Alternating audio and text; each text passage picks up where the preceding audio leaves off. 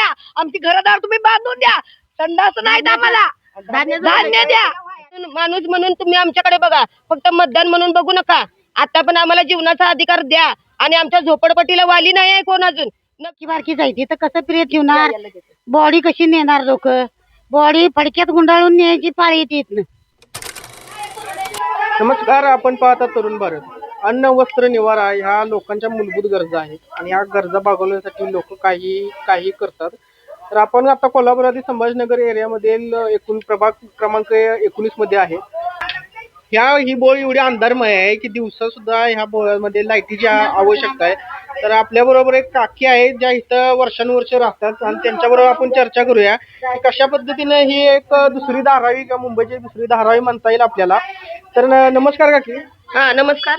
तर काय परिस्थिती आहे आता, नगरपालिकेचं इलेक्शन चालू आहेत आणि त्याबद्दल काय सांगाल, आणि ही अशी परिस्थिती गटार वगैरे व्यवस्थित नाहीत त्याच्याबद्दल काय काय भावना किंवा काय सांगाल तुम्ही?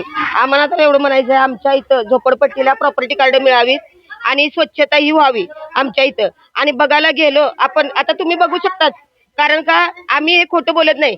वेळोवेळी आमच्या इथं झोपडपट्टी बघितली तर अशी झोपडपट्टीत बदल व्हायला पाहिजे आमच्या इथं. आणि जेणेकरून आम्ही आता तुम्हाला दाखवू शकतोय की माणसं कशी राहतात आमच्या इथं. आणि आम्ही माणूस म्हणून तुम्ही आमच्याकडे बघा, फक्त मतदानापुरतं बघू नका, एवढीच मला सांगायचंय तुम्हाला.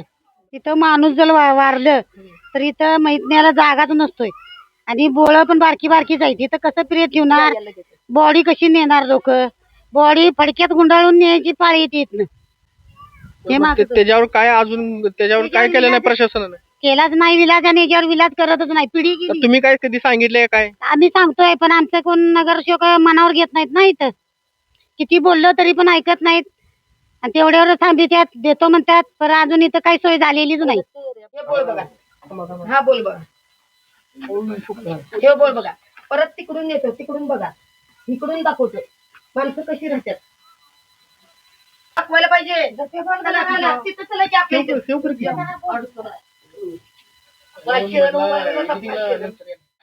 तर आता आपण संभाजीनगर एका झोपडपट्टीमध्ये आहे आणि आपण बघू शकता की किती लहान बोळ इथं आहे आणि ह्यामध्ये चालणे सुद्धा आपल्याला मुश्किल होऊन बसलेलं आहे. इथे राहतातच माणसं, आता कामाला गेले. तर इथं सुद्धा आपण बघू शकता की किती मोठ्या प्रमाणात अडचणीची परिस्थिती अशी इथं माणसं अक्षरशः तुम्हाला सांगतो राहायला सुद्धा माणसं इथं आहेत. बोळ म्हणजे आपल्याला असं लक्षात येईल की इथं कोण राहत नाही किंवा आडगळीची एक हे आहे जागा आहे असं आपल्याला लक्षात येईल, परंतु इथं माणसं राहायला सुद्धा आहेत. आता 9 ते 5 किंवा बाहेर कामावर गेले असतील, पण आता लोकही राहायला सुद्धा इथं आहेत. एवढ्या लहान जागेमध्ये लोक राहतात आणि आपला उदरनिर्वाह चालवतात. नमस्कार. एवढी लहान जागा आणि ह्या लहान जागेमध्ये लोक राहतात, काय नेमकी परिस्थिती इथली काय आहे आणि इथं प्रशासनानं लक्ष दिलंय का नाही, काय केलं? कोण येत नाही, इलेक्शन आहे तोपर्यंतच येतात, बाकीचे कुणी आतमध्ये इलेक्शन झाले की येत नाहीत. बोळ बघतात, चेक करतात आणि प्रत्येक जण आम्ही करतो बघतो असं नुसतं सांगतात आणि जातात. परत बांधून देण्याचे आश्वासन देतात. एखादं मड मेलं तरी काही तर न्यायला अडचण नाही. इथं आता 3D बांधायचं म्हणलं तरी जागा नाही. एखादं वारलं तर त्याला न्यायचं कसं, त्याची गंभीर परिस्थिती असते. आता या बोळातनं न्यायचं मड तर कसं नेणार सांगा. कुणाला अटॅक आला तर आम्हाला गाडी घेऊन इथं आतमध्ये येत नाही, टीचर आणायला येत नाही आतमध्ये, कसं घेऊन जाणार आम्ही अटॅक आलेल्या पेशंटला? महानगरपालिकेकडे तुम्ही कधी प्रस्ताव मांडलाय का, कधी सांगितले? प्रत्येकाला आता सभा होत्या, त्या सभेतच सगळे बोलतात की आम्ही कार्ड देऊ, हे बांधून देऊ, ही मोठी जागा करू, रोड मोठा करू, हे फक्त आश्वासनं देतात. हे करणारे कोण नसतातच, पण आश्वासन देतात की बाबा हे करतो, हे बांधून देऊया, हे पाडून आपण मोठं बांधूया, ह्याची कार्ड तयार करूया. अशी बरेच वेळा मिटिंग झालेल्या आहेत, बरेच वेळा हे झाल्या, सभा झालेल्या आहेत, पण एकदाही कुठल्या येणं काही पाडलेलं नाही किंवा बांधलेलं नाही. स्वच्छता नसतात, टॉयलेट नसतात, गटर स्वच्छ नसतात, सगळे लहान मुलं आजारी पडतात. काय कोण लक्ष टॉयलेट 2 बांधलेले आहेत ते काही बिन उपयोगाचे आहेत. घाण भरपूर साचलेले आहेत, तुम्ही जाताना बघू शकताय की भरपूर तिथं घाण साचलेली, ते काही उपयोग नाही बांधून. जागा विनाकारण ते फुकट गेलेलं आहे ते, आणि स्वच्छता अजिबात नाही आहे. आमच्या झोपडपट्टीला प्रचाराला वगैरे लोक येतात तेव्हा तुम्ही त्यांना सांगताय का, दाखवून बोलतोय त्यांना तसं. सगळ्यांना तक्रार देतो आम्ही, काय उपयोग होत नाही. हा करतो आम्ही, तुम्ही आता आम्हाला सहकार्य करा, आम्ही तुम्हाला नंतर करतो म्हणतात. वारलं तरी सुद्धा इकडं कोण येत नाहीत.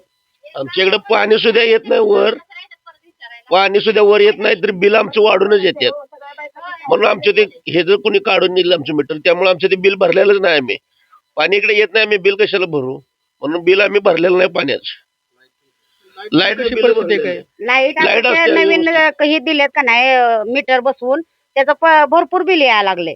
बिल वाढूनच आले भरपूर एकदम. बिल येते वाढवून. पहिलं 200-300 येत होतं, आता 500 आणि 700 रुपये बिल यायला आले. आम्ही रोज कसं असले आपला लोक जाणार आहेत, गवंडी काम करून खाणार आहेत. कुणी श्रीमंत नाही झोपडपट्टीतलं. पाणी बिल तर एक 70-80 हजार पाणी बिल लावले. पाणी तर येतच नाही चाव्यांदा वेळेत. बघू शकता आम्ही ओपनच ठेवलेलं आहे, जे तुम्ही हे करू शकता, बघू शकता तिथं. इथं कसं नमस्कार, माझं नाव कौशल्या राऊत आणि मी इथंच त्यांच्या शेजारी राहते. आणि इथं एक गरीब कुटुंब आहे. यांना आई वडील नाहीत, भाऊ नाहीत, कोण नाहीत, साधं पेन्शन नाही त्यांना. आणि 2 जण, भाचा आणि ती राहत्या. हे घर बघा तुम्ही साहेब. आम्ही शासनाकडे मागाय गेलो तर शासन म्हणते प्रॉपर्टी कार्ड मागते. ह्यांना गोरगरिबाला मदत कशी मिळणार हे मला सरकारला विचारायचं आहे. हे गरीब लोक जायचे कुठं? रोजगार नाही, रोजंदारी नाही, काय करणार आम्ही? राहणार कसं, जगणार कसं? होऊ शकतं हे तिथं तर बघा असं त्याने एवढ्यातच ही 2 जण झोपतात. काय करणार? कोण आपल्याला थारा देणार, आसरा देणार? हा, मग तेच की. हे बघू शकता तुम्ही साहेब. बघा, हा बघा, हा हो, इथं झोपते. मग काय करणार? कोण नाही त्यांना कोण नाही आहे. फक्त ते भाचा आणि तीच आहे. त्यांनी धुणं भांडी करतात. मग आता काय करणार? पर्याय नाही. पडलं बिडलं तर उद्या. म्हणून आम्हाला असं वाटतंय की आमच्या झोपडपट्टीची, आता तुम्ही बघितलं असाल, टीव्हीला बघचिला, बातमीला बघचिला, हे आमच्या इथं आम्ही कसं राहतोय. आम्हाला माणूस म्हणून तुम्ही आमच्याकडे बघा, फक्त मतदान म्हणून बघू नका. आता पण आम्हाला जीवनाचा अधिकार द्या. आणि आमच्या झोपडपट्टीला वाली नाही आहे कोण अजून. नगरसेवक येतोय तेवढ्या पुरता बोलते. आता हे जर न्यूजला मी बोललं तर मला वरती बघा, मला सगळेजण बोलतात. मग आम्ही कुणाकुणाला भ्यायचं? आम्ही असंच भिवून राहायचं काय? दबावाखाली दबावतात आम्हाला. हा, मग झोपडपट्टी म्हणून आम्ही झोपडपट्टीत आहे. आम्ही कुठे जाणार? आम्ही काय कॉलनीत आहे का राहायला? का आम्हाला काय रोजगार आहे काय? नगरपालिकेची नोकरी आहेत का आम्हाला? नाही. आमचं हातावरचं पोट आमचं. आम्ही काय करणार? आणि आमच्या इथं बायकांची एकच समस्या आहे. मला वेळोवेळी म्हाताऱ्या बायका पण सांगत असतात, जेणेकरून म्हाताऱ्या वयस्कर बायकांचा पण तुम्ही विल्हेवाट लावायला पाहिजे. कारण का म्हाताऱ्या बायकांची काय मत आहेत की तुम्हाला 102 वर्षाचा माणूस व्हीलचेअरवर बसून तुम्ही मतदानला नेऊ शकता, तर त्यांचं काहीतरी समस्या असली, वय बसत नाही म्हणता. हे आम्ही विचारणार कुणाला? तो मुद्दा मांडा ना तुम्ही. मला बायका विचारतात, मला म्हणतात, कौशल्या तू एवढ्या वेळोवेळी आमच्यासाठी बोलतेस, खरं मीच समोर दिसतोय ना सगळ्याच्या, खरं त्या सांगणार कुणाला? हा, मग हे ऐका, ह्या मावशी पण सांगतात, जेणेकरून मी माझ्या मनाचं सांगत नाही. इथं ऐकू शकता तुम्ही, बोलू शकता. मला एवढंच बोलायचं आहे की जेणेकरून आम्हाला जसा मतदानाचा अधिकार आहे तसा बोलण्याचा अधिकार आहे. मला तर एवढं कळतंय, जेणेकरून माझ्या ही झोपडपट्टी म्हणून माझी झोपडपट्टी राहायला नसायला पाहिजे. आम्हाला पण राहण्याचा, जगण्याचा अधिकार द्यायला पाहिजे. आमच्या महिलांना आता म्हणतात 50% आरक्षण. 50% आरक्षण कुठे आहे दाखवा बघू आम्हाला. आम्ही साधं काहीतरी गेलो कशासाठी निमित्तानं, डिव्हिजनला म्हणा, कशाला म्हणा, आमची दाद घेत नाही, दखल घेत नाही. आम्ही विचार करणार कुणाला? जेणेकरून आम्ही सारखं असंच नुसतं दबावाखाली मरत जायचं काय? सरकारनं आता 1500 रुपये चालू केले, त्याचा काय फायदा काय? अहो 1500 बंद करा हो दादा, तुम्ही 1500 बंद करा. आम्हाला रोजगार द्या, आम्हाला रोजगार द्या, जेणेकरून आम्ही संसार, आमची मुलं आम्ही सांभाळू शकतोय, आम्ही स्वावलंबी होऊ शकतोय. तुम्ही 1500 देऊन आमची तोंड बंद करू नका. 1500 म्हणजे ते 1500 आमचं नाही. आम्हाला त्याच्यातलं कसं लाईट बिल वाढून येतोय, पाणी बिल येतोय, परत गॅस येतोय, धान्य आमचं कमी आहे. आम्हाला हे परवडणार कसं? महागाई तुम्ही बंद करा, कमी करा ही महागाई. 1500 काय आम्हाला खरेदी केलं काय? तुम्ही खरेदी करायला नाही कुणी. 1500 आमचं बंद करा. आम्हाला 1500 नको. आम्ही आता लहानापासून बघत आलोय, आम्ही काय दुकानचा तांदूळ खात नाही, रेशनचाच खातोय. रेशनवाल्याकडे गेलो, रेशनवाल्याला म्हणलं, रेशनवाला धान्य कसलं देतोय माहिती आम्हाला? उंदरं मेलेली, घुशी मेलेलं देतोय, तरी पण आम्ही खातोय. हे आम्ही विचारणार कुणाला? तेवढ्या पुरतं माणसं येतात. मग आमची काय किंमत आहे का नाही? आजपर्यंत जे कोण आता म्हणते ना, मंत्री असू देत कोण असू देत, मंत्र्यांनी पण एवढी दाद घ्यायला पाहिजे. झोपडपट्टी म्हणून नुसतं झोपडपट्टी म्हणायला नसायला पाहिजे, त्याचे डवले पण झालंच पाहिजे. आता ती प्रॉपर्टी कार्ड वगैरे तुम्ही म्हणताय त्याच्याबद्दल तुम्ही पाठपुरावा कधी घेतलाय का? लोकप्रतिनिधीकडे गेलाय का कधी काय? प्रत्येक वेळेला नगरसेवक येतात.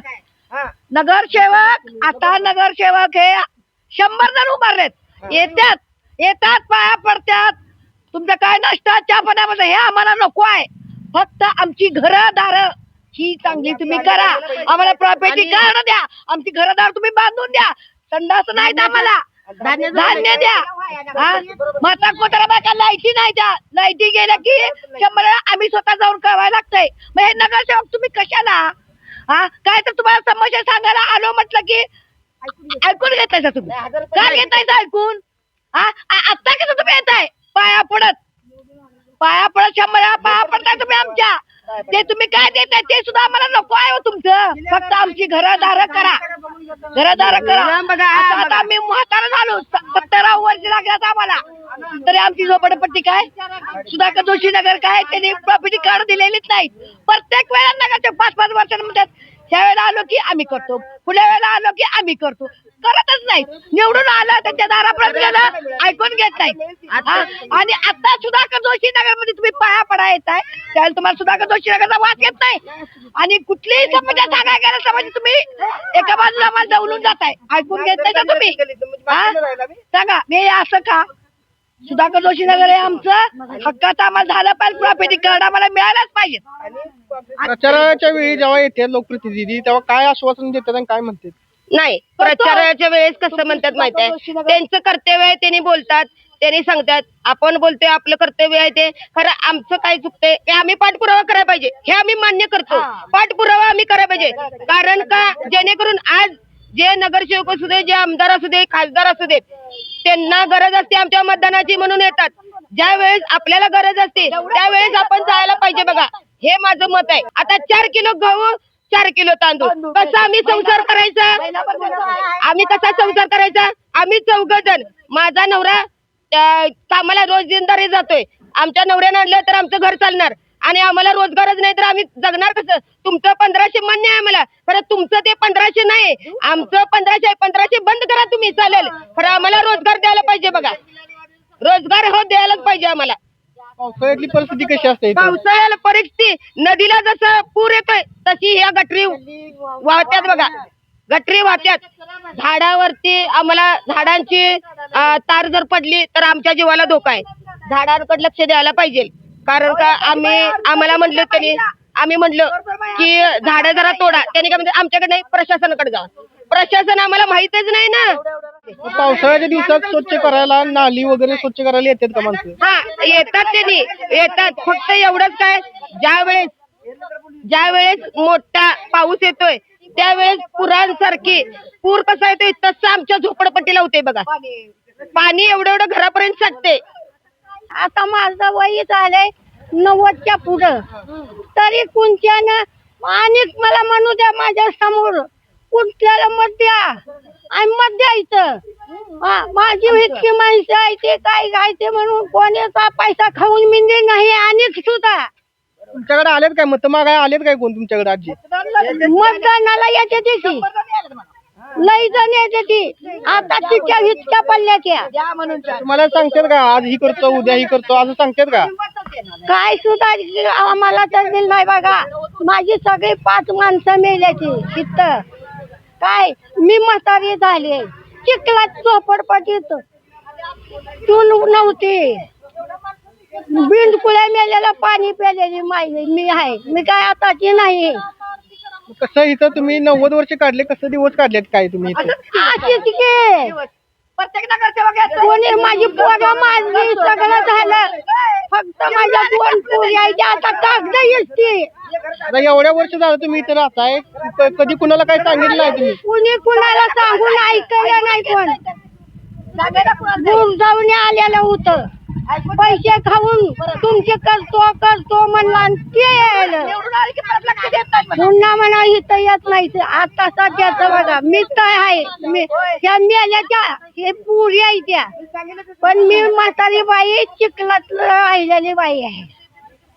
माझं म्हणणं काय आहे, माझी 5 वेळी निवडून आलं, आमचा माणूस नाही, आम्हाला पोरग नाही, माझी 5 माणसं इथं मेल्याची, मग माझं कोण जाणार? पोरगी माझी आता सध्याची कागद रात्रभर इष्टी आणि मला पोटाला घालतीये, म्हणून मी आहे आतापर्यंत.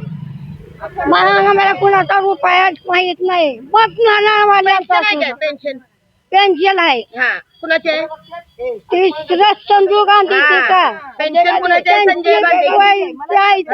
तिथं गेलं तर चालू केली कुणी? 3 महिना पेन्शन नाही आणि आता पेन्शनला नाही गेले की 3 महिना पेन्शन नाही.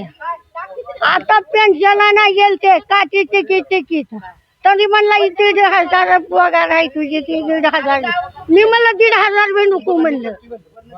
तिथंच बँकेतच का माणसाला बघून तरी पैसे द्या, वही तरी बघा, माणूस कुठे आहे तिथे तर बघा. पोरगी रातभर या त्या बायाने सांगू द्या, रातभर कागदा इथे महात्मा रोड सगळा आणि घालते आणून. हे नगरसेवक तात्पुरता आहेत म्हणा. कुठला नगरसेवक 5 वर्ष फक्त निवडून आले, परत आमच्याकडे कोणीही बघत नाही. काय समस्या त्यांच्या दारापर्यंत घेऊन गेल्या की ऐकून घेत नाही, अजिबात ऐकून घेत. बाहेर गेलेत, इकडे गेलेत, तिकडे गेलेत, एक दिवसही कधी तरी आत येत नाही. निवडून आले मतदान पुरतं कसं दारात नाही काय तुम्ही? मतदान पुरतं कसं दार नाही, पाया पडताय, आम्हाला आश्वासना देताय. आपल्याला काय वाटतंय? आपल्याला काय वाटतंय की आता आपण असंच राहायचं का? आपल्याला आपण ज्यांना निवडून देणार आहे आता आपण त्यांच्या पाठीमागं आपण थांबणार आहे. हा, त्यांच्या पाठीमागं आम्ही उभारणार आहे. झोपडपट्टी आहे, आपण बघू शकता माझ्या मागे झोपडपट्टी आहे. तर या झोपडपट्टीमधील लोकांची अवस्था काय आहे, त्यांच्या समस्या काय आहे, वर्षानुवर्ष इथे राहणाऱ्या लोकांच्या समस्या आता सुद्धा तशाच आहेत. तशाच मोडकळीला आहेत किंवा त्याच्याकडे कुठल्याही लोकप्रतिनिधींनी, कुठल्याही सत्तेतील लोकांनी किंवा सत्तेत नसणाऱ्या लोकांनी कधीही लक्ष दिलेलं नाही, अशा लोकांची तिथल्या प्रतिक्रिया आहेत. एक 70 वर्ष 75 वर्ष होऊन गेली किंवा जेव्हापासून जन्म झाला ते आता मृत्यूपर्यंत लोक इथेच आहेत. आणि जी झोपडपट्टी आहे तीच झोपडपट्टीमध्ये तेच लोक राहतात, तेच आहेत आणि त्यांची हयात ह्या संपूर्ण झोपडपट्टीमध्ये गेली आहे. त्यांना झोपडपट्टी पूर्ण पाठ आहे. लोक ह्या येथील लोकांचा असा एक आश्वासन आहे किंवा अशी अपेक्षा लोक यांच्याकडून करतात की आम्हाला झोपडपट्टीमधून बाहेर पडायचं आहे, आमच्या मुलाबाळांना शिक्षण द्यायचं आहे, चांगली नोकरी द्यायची आहे, असं त्यांनी आश्वासन केलेलं आहे. तर येणारे जे लोकप्रतिनिधी आहेत ते कशा प्रकारे सामोरं जाणार आहेत हे बघण्यासारखं असणार आहे. कॅमेरामॅन ऋषिकेश पाटील सोबत मी साजिद पिरजादे, तरुण भारत, कोल्हापूर.